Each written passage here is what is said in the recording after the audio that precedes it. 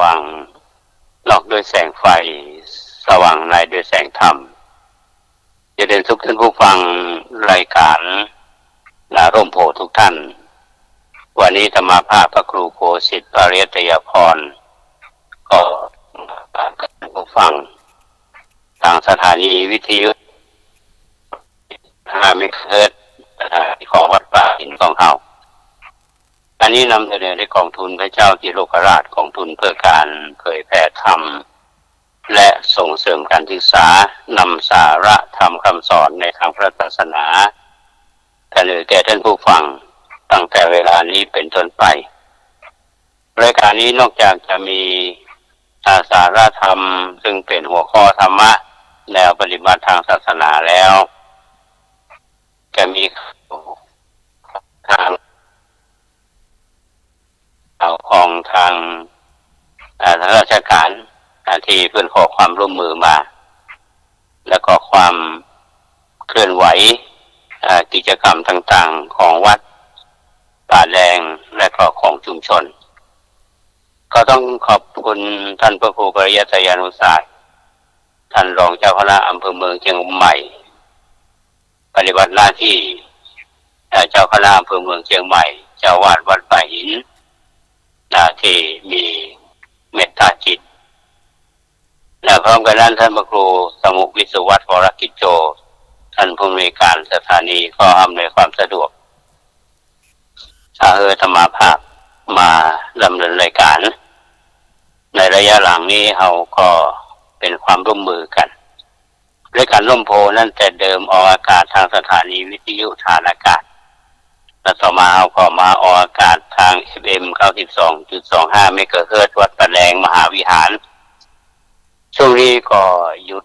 การส่งกระจายเสียงมีการปรับปรุงด้านเทคนิคเพื่อความเหมาะสมบางประการก็ยังบ่พร้อมที่จะนำเสนอแก่ท่านผู้ฟังและเราก็เป็นบุญเป็นกุศลที่ได้ทำงานเผยแพร่ร่วมกันโดยเฉพาะสถานีวิทยุ FM 104.5 เมกะเฮิรตซ์ของวัดป่าหินของเรานี่ถือว่าสถานีที่บริการแก่ประชาชนโดยเฉพาะเรื่องของงานเผยแพร่บรรดาพระเจ้าประสงค์องค์สามเณรตลอดจนถึงญาติโยมที่มีความเสียสละได้มาทำหน้าที่เพื่อเชื่อมความสัมพันธ์เชื่อมจิตเชื่อมใจเชื่อมกิจกรรมการอย่างต่อเนื่องก็เป็นที่น่าชื่นชมด้วยการร่วมโพของเราก็เช่นเดียวกันก็เป็นหนึ่งในจำนวนนั้นที่เราท่านทั้งหลายก็มีความเชื่อมั่นว่าการทำงานเพื่อเผยแผ่พระพุทธศาสนาก็จะทำให้ท่านผู้ฟังที่เป็นพุทธศาสนิกชนไม่ว่าจะบรรดาพระเจ้าประสงค์องค์เจ้าที่หลายท่านก็ฟังรายการนี้อยู่แล้วก็บรรดาพระสงฆ์องค์เนรเขาก็ติดตามรายการนี้อยู่เสมอซึ่งมีหลายท่านที่ฟังรายการก็ได้คอมเมนต์รายการมาเหมือนกันหลายท่านบวกกับการคือกำลังใจชื่นชมในการทำงานของเจ้าหน้าที่สถานีวิทยุและคือกำลังใจแก่ธรรมาภาพผู้ดำเนินรายการอันนี้เป็นการเชื่อมใจเชื่อมมิตรจิตมิตรใจต่อกันในการทำงานก็จะเป็นพลังงานยิ่งใหญ่ซึ่งหมู่เราท่านทั้งหลายเนี่ยได้ทำงานตรงนี้พี่น้องศรัทธาประชาชนที่รับฟังอยู่ทางบ้านก็จะได้รับประโยชน์อันนี้ก็เกินนำรายการร่มโพของเรานั้นระยะนี้เราก็นำเรื่องในพระไตรปิฎกโดยเฉพาะเรื่องของอัฏฐกถาอุตกานิกายในคาถาพระสัมมาบทนำมาเสนอแก่ท่านทั้งหลายเป็นเรื่องเป็นราวไปบางวันก็จบในตอนบางวันก็เราจบกันในหลายตอนเราความต่อเนื่องวันนี้ก็เช่นเดียวกันธรรมภาพก็จะได้นำเรื่องราวของพระเถระรูปหนึ่งซึ่งเป็นผู้ที่หมู่เฮาชาวพุทธนี่ที่ศึกษาพระพุทธศาสนาเนี่ยรู้จักกันดีเรื่องของพระมหากัสสปะพระมหากัสสปะนี่เป็นพระเถระผู้ที่ได้รับการยกย่องจากพระพุทธเจ้าว่าเป็นผู้ นุ่งห่มผ้าบางสกุลแล้วมีร่างกายเท่ากับพระวรกายของพระพุทธเจ้ามันก็มีมุมมองหลายๆเรื่องหลายราวกับท่านส่วนวันนี้จะนำเสนอในลักษณะใดว่าท่านพระมหาโมคคัลลานะเนี่ยท่านจะได้ทำหน้าที่หรือรับใช้เบื้องยุคลบาทของพระตถาคตเจ้าของเราจะได้ก่อนที่จะถึงในเนื้อหาของเรื่องของพระมหากัสสปะนั้นก็ต้องขอขอบคุณผ่านขึ้นวิทยุนี้ไปยังบรรดาญาติพี่น้องที่เดินทางไปร่วมงานบำเพ็ญกุศลศพของพ่อคำโพธายศอายุ81 ปี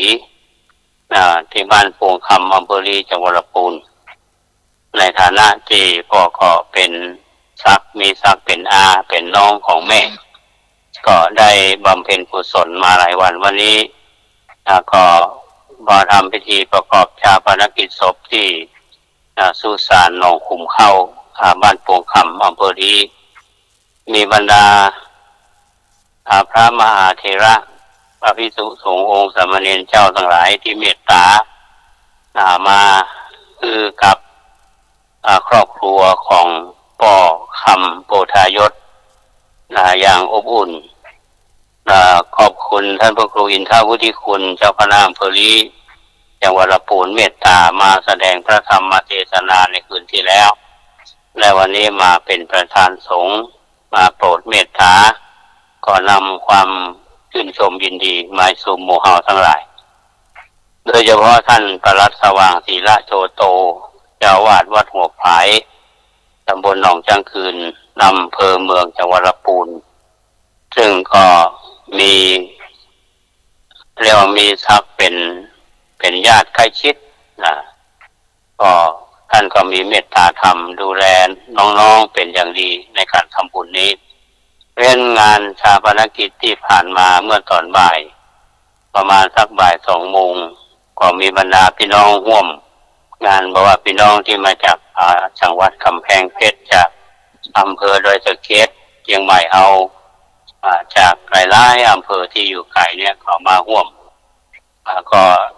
ในฐานะที่อาตมาภาพก็เป็นหลานคนหนึ่งก็บรรดาลูกหลานที่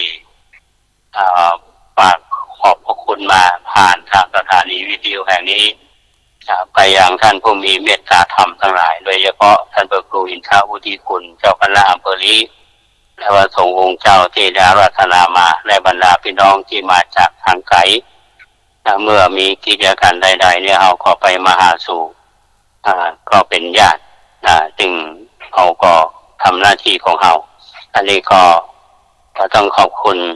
ท่านทั้งหลายที่มีส่วนร่วมในการทำงานในครั้งนี้ไปบ้านในครั้งนี้ก็ท่านผู้ฟังมีความรู้สึกกันหนึ่งนั่นก็คือว่าได้ไปหัน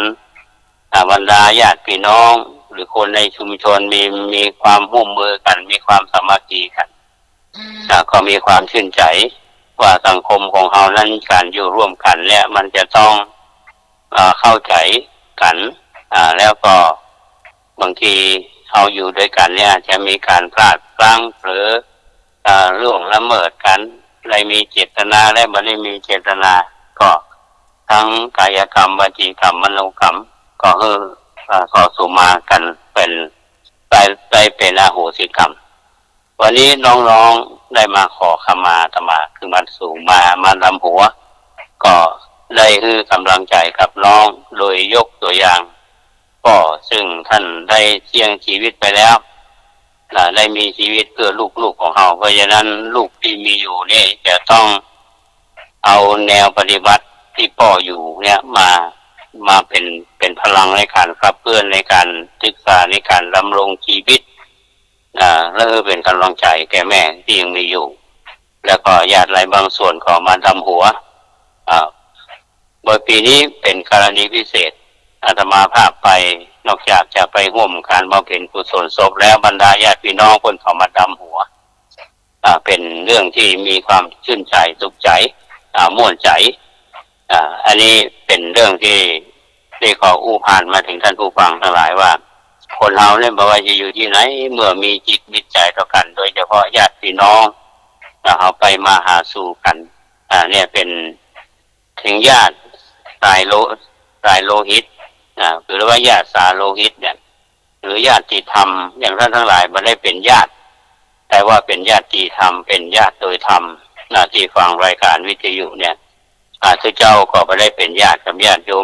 มก็ไม่ได้เป็นญาติกับทุกเจ้าหรือเอาฟังกันแต่ละคนเนี่ยเอาก็ไม่ได้เป็นญาติกันแต่ว่าไม่ใช่ญาติสาโลหิตเป็นญาติธรรมที่น้อมนำคำสอนของพระพุทธเจ้ามาสู่จิตสู่ใจแล้วก็นำไปปฏิบัติเพื่อเป็นประโยชน์แก่ตัวเฮามีทุกข์ก็ให้จากหมดจากทุกข์มีสุขก็ให้สุขยิ่งขึ้นไปนี่ก็จะนำเรื่องของท่านพระมหากัสสปะมาเล่าสู่ท่านผู้ฟังได้ฟังกันตามที่อาตมาภาพได้พูดในตอนต้นของรายการไปตะกี้นี้ว่าท่านพระมหากัสสปะเนี่ยเป็นพระเถระที่เรียกว่ามีพระร่างกายมีสามารถที่จะนุ่งห่มใส่จีวรของพระพุทธเจ้าได้จะแสดงว่าร่างกายของท่านก็เรียกว่าไซมาตรฐานครับวันนี้เป็นเรื่องที่จะต้องนำมาอู้จากันท่านพระศาสดาประทับอยู่ที่เวฬุวันก็ปรารภพระมหากัสสปะเถระก็ตรัสพระธรรมเทศนานี้ว่าอุยยุนชันติเป็นต้นพระพุทธเจ้าทุกพระองค์เนี่ยที่มีมาทุกรูปนี่จะต้องมีธรรมเนียมอันหนึ่งก็คือการจะเสด็จจาริกก็หมายความว่าทำงาน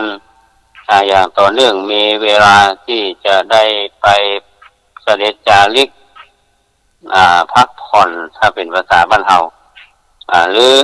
ราชการเนี่ยจะว่าภาษาพักร้อนลักษณะนั้นแต่ว่าการเสด็จจาริกของพระพุทธเจ้านี่จะแตกต่างจากหมู่เขาเรื่องราวเพิ่นก็เล่าฟังว่าในสมัยหนึ่งเนี่ยพระศาสดาจำพรรษาอยู่ที่กรุงราชคฤห์รับสั่งคือการแจ้งแก่บรรดาภิกษุทั้งหลายว่าในการล่วงไปกึ่งเดือนเราจะหลีกไปสู่ที่จาริกได้ยินว่าการรับสั่งแจ้งแก่ภิกษุทั้งหลายว่าบัดนี้เราจะหนีแต่ขอภัยจักหลีกไปสู่จาริกโดยการล่วงไปกึ่งเดือนดังนี้แล้วโดยคงประสงค์ว่าภิกษุทั้งหลายจะทำกิจต่างๆมีการระบมบาตรย้อมจีวรเป็นต้นของตนเองแล้วจะไปทำสบายด้วยอาการอย่างนี้นี่เป็นธรรมเนียมของพระพุทธเจ้าทั้งหลายผู้มีพระประสงค์จะเสด็จจาริกไปกับพวกภิกษุเมื่อภิกษุทั้งหลายเนี่ยกำลังทำกิจต่างๆมีการระบมบาตรเป็นต้นของตนอยู่แม้พระมหากัสสปะเถระก็ซักจีวรทั้งหลายแล้วพวกภิกษุก็ว่าพระเถระและญาติของพระอุปถากนี่จะไม่ได้ไปภิกษุทั้งหลายเนี่ยก็ได้มองถึงเรื่องของท่านพระมหากัสสปะซึ่งเป็นพระเถระผู้ใหญ่มีญาติโยมเยอะอาจจะติดโยมลักษณะนั้นอันนี้ตุเจ้าที่เป็นผู้ชนก็วิพากษ์วิจารณ์กันแล้วก็ยกโทษว่าเพราะเหตุใดพระเถระจึงซักจีวรในเมืองนี้ทั้งภายในและภายนอกมนุษย์อาศัยอยู่18 โกฏบรรดามนุษย์เหล่านั้นพวกใดที่ไม่ใช่ญาติของพระเถระพวกนั้นเป็นอุปถากพวกใดที่บ่เป็นอุปถากพวกนั้นก็เป็นญาติชนเหล่านั้นย่อมทำความนับถือและสักการะแก่พระเถระด้วยปัจจัย4พระเถระนั้นจักละอุปการะมีประมาณเท่านี้ไปณที่ใดได้แม้หากพึงไปก็จักบ่ไปเลยจากซอกชื่อว่ามาปะมาทะพระศาสดาได้เสด็จถึงซอกใดแล้วย่อมตรัสบอกภิกษุทั้งหลายผู้ควรที่พระองค์พึงได้กลับไปว่าเธอทั้งหลายจงกลับไปเสียตั้งแต่ที่นี่อย่าประมาทซอกนั้นชาวโลกเขาเรียกว่าซอกประมาทะคำนี้ภิกษุทั้งหลายหมายเอาซอกประมาทะนั่นก็หมายถึงว่าบรรดาพระภิกษุสงฆ์ทั้งหลายเนี่ยได้หันว่าพระมหากัสสปะก็ซักจีวร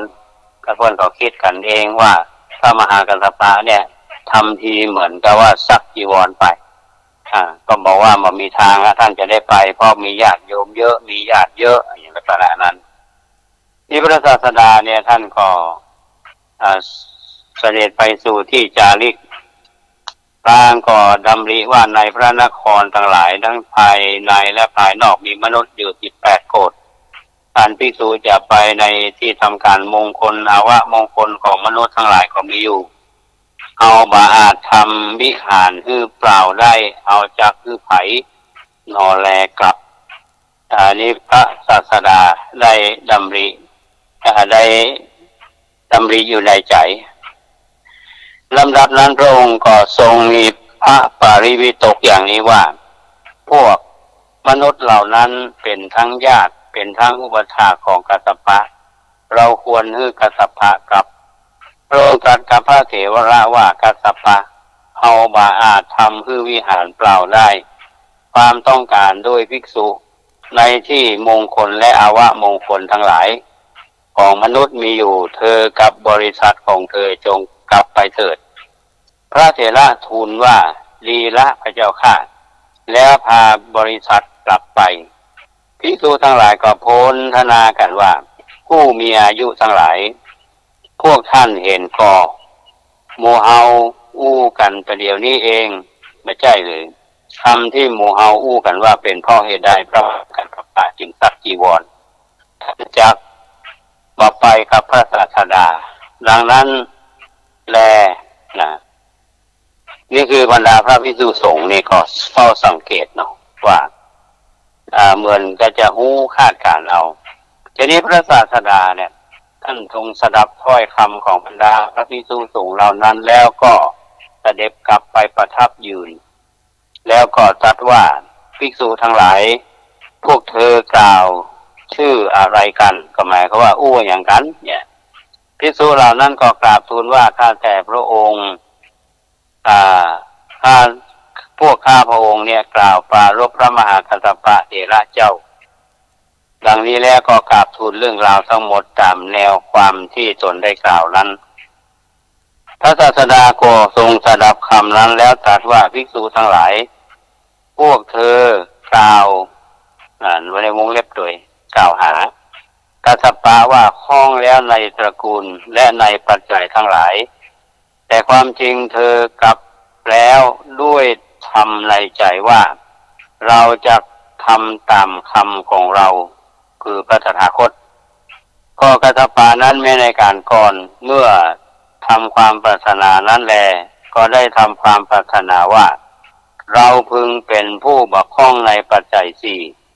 มีอุปมาดังพระจันทร์สามารถเข้าไปสู่ตระกูลทั้งหลายได้กัสสปะนั่นบ่มีความคล่องในตระกูลหรือว่าในปัจจัยทั้งหลายเมื่อกล่าวข้อปฏิบัติอันเปรียบเทียบด้วยพระจันทร์และข้อปฏิบัติวงของพระอริยะก็กล่าวอ้างกัสสปะเป็นต้นพระศาสดาก็ตรัสบอกถึงบุพจริตของพระมหากัสสปะพระองค์ก่อนภิกษุทั้งหลายเนี่ยได้ทูลถามพระศาสดาว่าก็พระเถระตั้งความปรารถนาไว้เมื่อใดพระเจ้าข้าพระศาสดาก็ตรัสว่าพวกเธอประสงค์จะฟังหรือไม่ภิกษุทั้งหลาย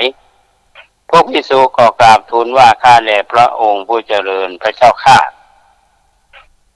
พระศาสดาก็ตรัสแก่บรรดาพระภิกษุเหล่านั้นว่าภิกษุทั้งหลายในที่สุดแสนคับแห่งกับนี้พระพุทธเจ้าทรงพระนามว่าปทุมุตระทรงอุบัติขึ้นแล้วในโลกดังนี้แล้วตัดความประพฤติในการก่อนของพระเถระทั้งหมดตั้งแต่ท่านตั้งความปรารถนาไว้ในการแห่งพระพุทธเจ้าพระนามว่าปทุมุตระบุพจริตนั้นพระธรรมสังฆาจารย์ได้พิจารณาแล้วในประวัติของพระเถระพระศาสดาตรัสบุรพจริตของพระเถระพิจารณาแล้วก็ตรัสว่าภิกษุทั้งหลายเพราะอย่างนี้แลเราจึงกล่าวข้อปฏิบัติอันเปรียบเทียบด้วยพระจันทร์และข้อปฏิบัติแห่งวงของพระอริยะอ้างเอากัสสปะบุตรของเฮาไว้เป็นต้นชื่อว่าความคล่องในปัจจัยก็ดีตระกูลก็ดีวิหารก็ดีบริเวณก็ดีย่อมบ่มีแก่บุตรของเรา บุตรของเราบ่คล้องในอะไรอย่างทั้งนั้นเลยเหมือนพญาหงส์ร่อนลงในเปลือกตมเที่ยวไปในเปลือกตมนั้นแล้วก็บินไปฉะนั้นดังนี้แล้วเมื่อจะทรงอนุสนธิแสดงธรรมตรัสแก่พระในพระคาถาว่าอุยุญชันติสติมันโตนะนิเกเตระมันติเตหังสาวะปันละลังอิตวา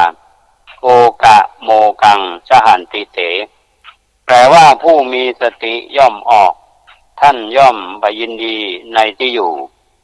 ท่านละความห่วงใยเสียเหมือนฝูงหงส์ละเปลือกตมไปฉะนั้นนั่นเป็นเนื้อหาในพระคาถาที่พระพุทธเจ้าท่านตรัสกับบรรดาพระภิกษุสงฆ์เหล่านั้นญาติโยมท่านสาธุชนท่านผู้ฟังทุกท่านเขารับฟังเรื่องราวที่ผ่านมาเนี่ยเขาจะได้มองหันว่าบรรดาพระเจ้าพระสงฆ์ในสมัยนั้นที่อยู่กันหมู่มากมีทั้งพระสงฆ์ที่เป็นปุถุชนทั้งที่พระสงฆ์ที่เป็นพระอริยะท่านก็ได้มีความคิดที่อยู่ร่วมกันพระศาสดาพระองค์ท่านก็ปกครองบรรดาพระภิกษุสงฆ์เหล่านั้นพระองค์ทราบวาระจิตของพระภิกษุสงฆ์ทั้งที่เป็นปุถุชนและได้เป็นพระอริยบุคคลท่านก็สามารถที่จะได้ชี้แจงอย่างโดยเฉพาะเหตุผลในเรื่องราวเนี่ยท่านผู้ฟังจะเห็นได้ว่าประเด็นมันสำคัญพระมหากัสสปะเนี่ยจะมาอู้ในตอนต้นเมื่อตะกี้ว่าเป็นผู้ที่มีความสามารถพิเศษคำว่าสามารถพิเศษในที่นี้ก็คือว่าเป็นผู้ที่ได้รับการยกย่องจากพระพุทธเจ้าว่าเป็นผู้ที่มีบัพถือผ้าบางสกุลเป็นวัดอยู่ป่าเป็นวัดขณะนั้นก็เป็นผู้มักน้อยสันโดษนะครับในประเด็นของพระภิกษุสงฆ์ที่มีความสงสัยแล้วว่าพระพุทธเจ้าเนี่ยจะต้องให้ท่านพระมหากัสสปะได้กลับพร้อมกับบรรดาพระภิกษุสงฆ์มาได้เดินทางไปสู่ที่จาริกกับพระองค์ท่านมาพิจารณาตรงประเด็นนี้สำคัญนะท่านผู้ฟังมันจะเชื่อมโยงมาถึงพระซึ่งเป็นเจ้าวาดก็ดีผู้ที่มีความรับผิดชอบก็ดีมองกันในองค์รวมพระพุทธเจ้าท่านมองว่าบายาคือวิหารนะเปล่าก็คือทุกเจ้าที่เข้าไปดูแลแต่ว่าพระที่เป็นปุถุชนมองว่าพระมหากัสสปะเนี่ยก็อย่าติดโยมแหละปลอดภัยสบายอย่างนั้นแต่พระพุทธเจ้าเนี่ยท่านต้องการทำเรื่องนี้คือปรากฏแก่ภิกษุเหล่านั้นเมื่อท่านพระมหากัสสปะไปเนี่ยท่านก็มีรับสั่งคือกลับไปทำหน้าที่เพราะว่าญาติโยมนี่จะต้องทำบุญทั้งงานมงคลอาวะมงคลเนี่ยมงคลอาวะมงคลนี้คำนึงถึงว่าพระสงฆ์เฮาเนี่ยจะต้องให้การสงเคราะห์กับญาติโยมกับญาติโยมเป็นสาธารณสงเคราะห์เป็นเครื่องพื้นกำลังใจเขาก็ได้ทำบุญทำกุศลเหมือนกับญาติโยมได้รับจากบรรดาพระภิกษุสงฆ์เฮาถึงวันเนี้ยท่านไปเจริญพุทธมนต์ท่องไปฉลองศรัทธาแล้วก็ทำหน้าที่นอกจากที่จะมีทำหน้าที่ในการบริหารวัดการปกครองแล้วเนี่ยก็สงเคราะห์ญาติโยมอันนี้เป็นประเด็นสำคัญประเด็นในที่สำคัญกันนั่นที่พระปุถุชนเนี่ยมีความสงสัยมีความข้องใจก็คือว่าที่ติดโยมเนี่ยติดโยมก็คือมองถึงผลประโยชน์ที่จะได้พระพุทธเจ้าต้องการทำเรื่องนี้คือปรากฏต่อทำความเข้าใจครับคือบรรดาพระเจ้าพระสงฆ์เหล่านั้นว่าท่านพระมหากัสสปะเนี่ยท่านมาได้ติดโยมมาได้ติดข้องในสิ่งเหล่านั้นจะได้ทำหน้าที่ที่ได้รับการมอบหมายจากพระศาสดาพระศาสดาเปรียบ เปรียบท่านพระมหากัสสปะเนี่ยเหมือนกับพญาหงส์ล่อนลงในเปลือกตมแล้วเนี่ยก็เที่ยวไปในเปลือกตมนั้นแล้วก็บินขึ้นไปคือหงส์เวลาหากินนะครับหากินในเปลือกตมแล้วก็ไม่ได้ติดอยู่ในเปลือกตมท่านพระมหากัสสปะก็เช่นเดียวกันไปทำหน้าที่โปรดกับญาติโยมแล้วก็ไม่ได้ติดโยมแล้วก็ได้ทำหน้าที่ของท่านไปเหมือนกับพระเฮาหลายๆลูกที่ปฏิบัติตามแนวของท่านพระมหากัสสปะตามแนวที่พระพุทธเจ้าได้สอนอันนี้เป็นเรื่องที่สำคัญก็ฝากกับญาติโยมท่านสาธุชนเอาไว้เนาะว่าเนี่ยในสาระสำคัญที่เราได้ศึกษาร่วมกันครับท่านเรื่องของท่านพระมหากัสสปะประเด็นสำคัญก็คือหัวใจของเรื่องนี้ก็คือพระคาถาที่พระศาสดาท่านตรัสว่าอุยยุนชันติสติมันโตนะนิเกเตระมันติเตขังสาวะปันล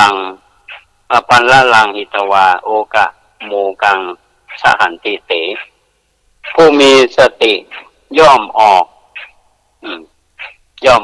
ท่านย่อมไม่ยินดีในที่อยู่ท่านละความห่วงใยเสียเหมือนฝูงหงส์ละเปลือกตมอันนี้ชัดเจนเพื่อยืนยันในข้อกล่าวหาของพระเจ้าที่เป็นบุญชนคือคำมั่นว่าท่านพระมหากัสสปะเนี่ยเป็นผู้ที่มีสติออกแล้วมายินดีในที่อยู่บัดนี้ที่อยู่ละความห่วงใยละเหมือนฝูงหงส์ที่ละเปลือกตมไปฉะนั้นอันนี้ก็นำเสนอให้กับท่านผู้ฟังท่านสาธุชนรับฟังในวันนี้ว่ารายการร่มโพของเราก็นำเสนอ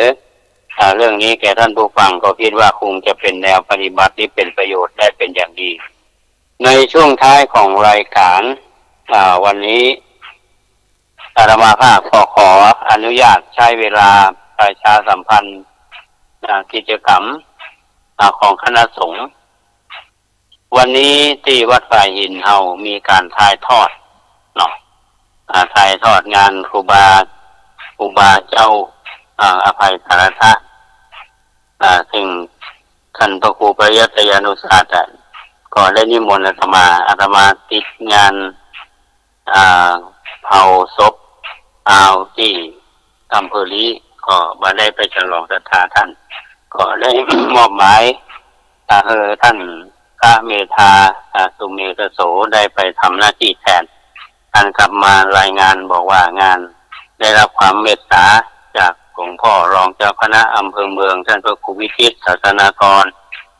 มาแสดงพระธรรมเทศนาพระชาวประสงค์ได้เมตตามาเจริญพุทธมนต์ในช่วงบ่ายที่ผ่านมาเนี่ยแล้วก็มีญาติโยมมาร่วมบุญกันเพื่อระลึกหนึ่งบุญคุณอันยิ่งใหญ่ของท่านครูบาวัดฝ่ายหินครูบาวัดฝ่ายหินเนี่ยเป็นพระเถระที่ประพฤติดีปฏิบัติชอบเป็นที่ยกย่องเคารพนับถือของคนในสมัยนั้นตอนนี้ก็ชื่นชม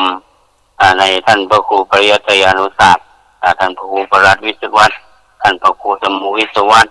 พระสงฆ์องค์เจ้าศรัทธาญาติโยมปันทำทุกปีนึกถึงบุญคุณของท่าน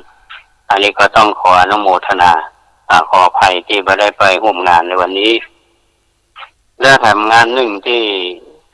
เอาท่านทั้งหลายจะได้มีส่วนในร่วมกิจกรรมกันงานของคณะสงฆ์ตำบลสุเทพร่วมกับเทศบาลตำบลสุเทพงานธรรมสัญจรเฉลิมพระเกียรติก็ในเดือนหน้าเนี่ยวันที่6 พฤษภาคม 2561ที่วัดโป่งน้อยแล้ววันที่17 มิถุนายน 2561ที่วัดป่าแดงมหาวิหาร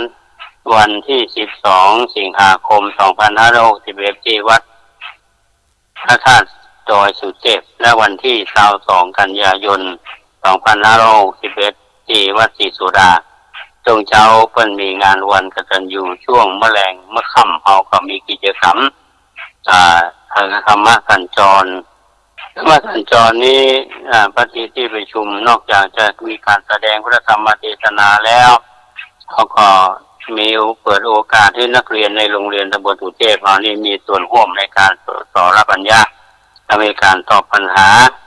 ให้ญาติโยมได้ฟังกันแล้วก็นอกจากนั้นเราก็เชิญชวนบรรดาพระเจ้าประสงค์คือเข้ามาร่วมงานกันที่สิ่งเหล่านี้นะครับเพราะฉะนั้นญาติโยมท่านสาธุชนท่านผู้ฟังทุกท่านวัดป่าแดงมหาวิหารของเราก็ตามที่ท่านทั้งหลายได้รับทราบก็ได้รับความเมตตาจิตจากบรรดาพระเถระที่สอบถามมาคือกำลังใจได้ความรับความเมตตาจากญาติโยมท่านสาธุชนทั้งหลายก็ได้ร่วมกันเป็นเจ้าภาพในการที่พัฒนาวัดโดยเฉพาะเสนาสนะกุฏิสงฆ์ก่อสร้างเรียบร้อยไปในส่วนหนึ่งแล้วก็โครงการปรับภูมิทัศน์เริ่มมาตั้งแต่วันที่13กุมภาพันธ์2561เนี่ยเดี๋ยวนี้ก็ดำเนินการก่อสร้างลานหน้าองค์พระเป็นที่เรียบร้อยแล้วเกือบสมบูรณ์โดยปูคอนกรีตพิมพ์ลายทางบนก็มีการปูดินเผาเนาะเป็นที่เรียบร้อยเพื่อทำกิจรองรับกิจกรรมของวัดของชุมชนของทางเทศบาลของหน่วยงานราชการพร้อมกันนั้นก็มีการสร้างกุฏิต่อไปกำแพง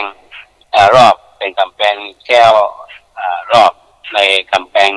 เจดีย์สร้างกำแพงหน้าศาลาพระเจ้าสามฝั่งแกน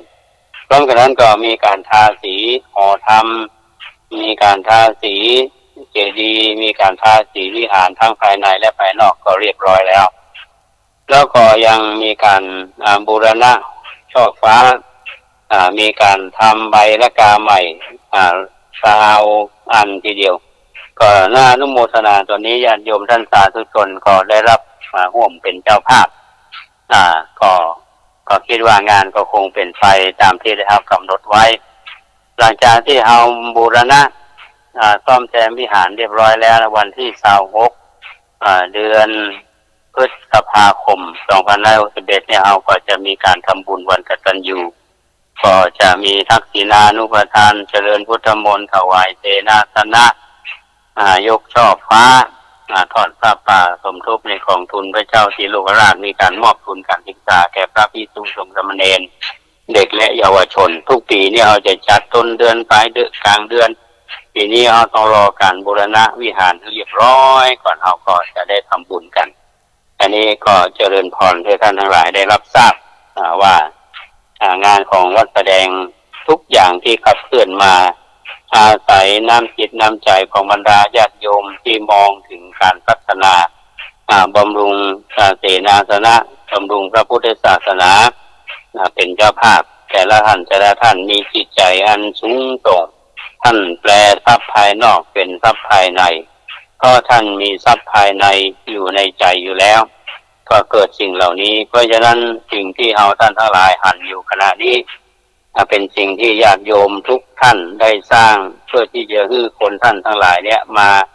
อาศัยสถานนี้สร้างเสริมบารมีให้กับตัวเองอาศัยสถานที่แห่งนี้เพื่อเกิดของบุญของกุศลเพื่อที่จะทำให้จิตใจของเรายึดมั่นอยู่ในความดีเป็นทำกิจกรรมเพื่อส่วนรวมอันนี้ก็เจริญพรท่านทั้งหลายนะครับแล้วก็ต้องขออนุโมทนากับหลายท่านที่ร่วมเป็นเจ้าภาพที่วันก่อนก็มีเด็กหญิงจิรปริยาคงคุกร่วมทำบุญในราคา 2,000 บาทเด็กชายวิรุณโชไซมูลทำบุญวันเกิด 2,000 บาทสามเณรสมพงษ์พันธกาอัพใบราคา1 ตัว 20,000 บาทคุณบุญศรีชินสิริพร้อมครอบครัวใบราคา1 ตัว 20,000 บาทนางสาวนิ่มอนงแก้วมณีวันและคณะอันนี้เพื่อนมาเป็นเจ้าภาพเพิ่มป้ายบอกทางคือวัดประแดง 25,000 บาทของบุญพระพุทธวิปัสสีโภคามหาบัณฑิตบพิตรและคณะเป็นเจ้าภาพเจ้าฟ้าใบรากาก็เป็นเงิน 77,000 บาทอันนี้ก็ต้องขออนุโมทนากับท่านที่กล่าวนามมานี้สำหรับท่านที่จะร่วมบุญร่วมกุศลก็ยังมีโอกาสได้ทำอยู่เพราะว่าหลังจากนี้อาตมาภาพก็จะทำป้ายวัด เป็นป้ายไม้ซักมุงด้วยไม้ซักเนาะแล้วก็จะมีการเคลื่อนย้ายครูบาอ่องทำให้เหมาะสมและก็งดงามที่สมกับท่านเป็นอดีตเจ้าวาดเป็นครูบาประจำวัดของวัดประแดงเขาท่านใดที่จะมีส่วนร่วมนี่ก็ต้องขออนุโมทนาบุญกับท่านทั้งหลายวันนี้อาตมาภาพนำรายการลมโพมาฝากกับท่านผู้ฟังตั้งแต่ต้นรายการวันนี้ก็พยายามจะให้มาตันเข้ารายการเพราะว่าเดินทางจากอำเภอลีมาก็ปะยังตันอยู่เนาะแล้วก็งานที่เราจะทำร่วมกันก็ยังมีอยู่เนาะเพราะฉะนั้นท่านที่จะมีส่วนในการที่จะพัฒนาวัดประแดงยังมหาวิทยาลัยแม่โจ้เนี่ยจะมานำทำหนังสือถึงท่านอธิการท่านก็ประสานงานท่านอาจารย์บรรจงสมบูรณ์ชัยได้เดินทางมาดูสถานที่แล้วก็จะได้มีการปรับปรุงรอบต้นโพลังกาซึ่งเป็นต้นโพที่คาดว่ามีอายุ587ปีเท่ากับอายุของวัดประแดงคือเป็นต้นโพที่มีความสง่างามเพราะตอนนี้เราทำกำแพงรอบเรียบร้อยแล้วอันนี้ก็ต้องขออนุโมทนากับทางมหาวิทยาลัยเมโตมาณโอกาสนี้ก็ต้องขอบคุณทางผู้อำนวยการสถานีท่านพระครูสมุสุวัฒน์วรกิจโจและทีมงานอนุโมทนาบุญกับพี่น้องท่านผู้ฟังทุกท่านท่านใดที่ฟังแล้วจะมีส่วนร่วมท่านก็สามารถที่จะโทรศัพท์มาที่หมายเลข0818815690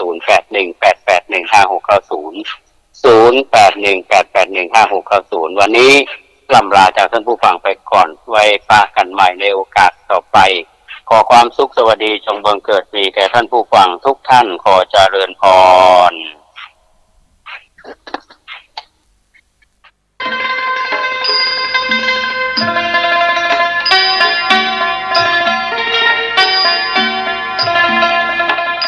ที่ท่านได้รับฟังจบไปแล้วนั้นเป็นรายการร่มโพบรรยายโดยพระครูโคสิทธิปริยัตยาภรณ์เจ้าคณะตำบลสุเทพเขตหนึ่งเจ้าอาวาสวัดป่าแดงมหาวิหารอำเภอเมืองจังหวัดเชียงใหม่ท่านจะติดตามรับฟังรายการนี้ได้เป็นประจำในเวลานี้ขอเชิญชวนผู้มีจิตศรัทธาร่วมกองทุนพระเจ้าติโลกราชโดยติดต่อได้ที่วัดป่าแดงมหาวิหารโทรศัพท์053-328-370หรือ0818815690การส่งเสริมการศึกษาเหมือนติดอาวุธทางปัญญาให้กับเด็กและเยาวชน